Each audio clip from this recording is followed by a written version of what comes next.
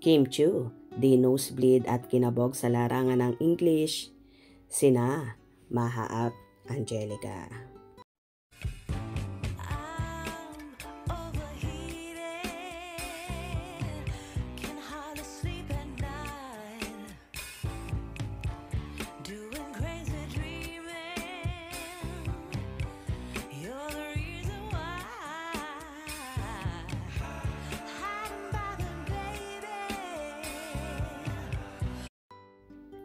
Sina Kim Chiu at Maha Salvador ang dating pinagsasabong noon nang aktibo at regular pa silang sumasayaw sa dance floor.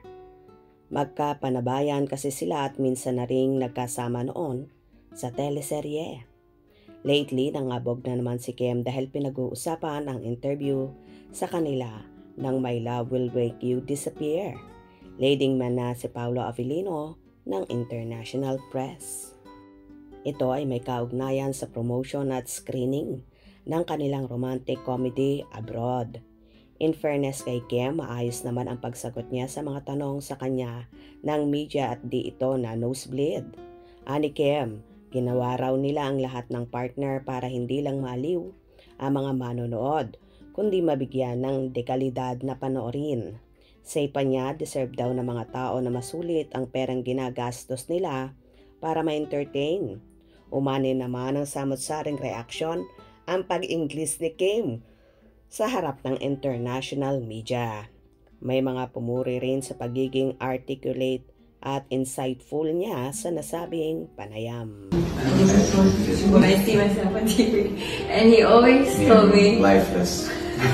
And he always tells me, you really like watching yourself on TV. Yes, this is my dream. I can't cringe whenever I see myself on TV. I mean, I'm like a mixer. May mga humirit pang kinabog daw niya ang mga kakontemporaryo tulad ni Maha Salvador, Angelica Panganiban at iba pa.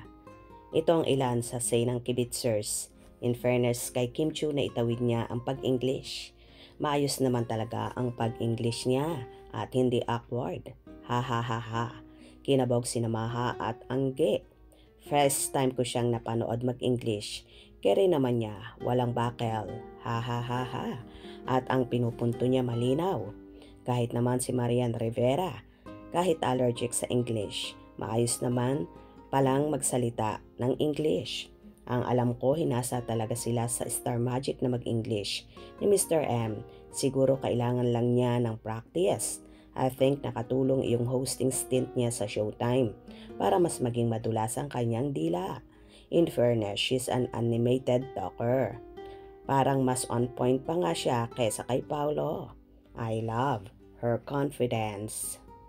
Well, nangangabog nga talaga si Chinita Princess sa pag-i-English. At hindi mo mapapansin na kinakabahan siya.